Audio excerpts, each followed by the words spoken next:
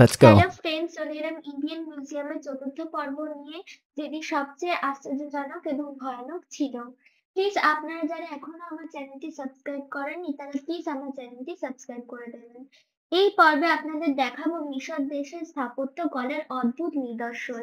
শেষ পর্যন্ত ভিডিওটা দেখতে থাকুন, কারণ সবচেয়ে বড় চমক আছে ভিডিওটি শেষে।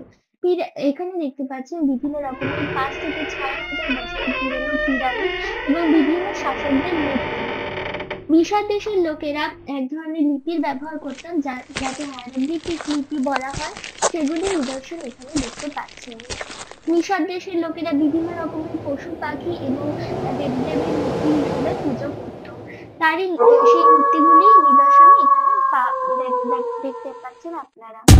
আর এখানে দেখতে পাচ্ছেন বিভিন্ন রকমের পশু পাখি স্থাপন।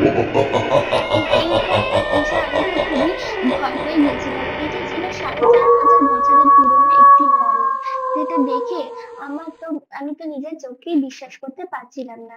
এরকমই আরো ভিডিও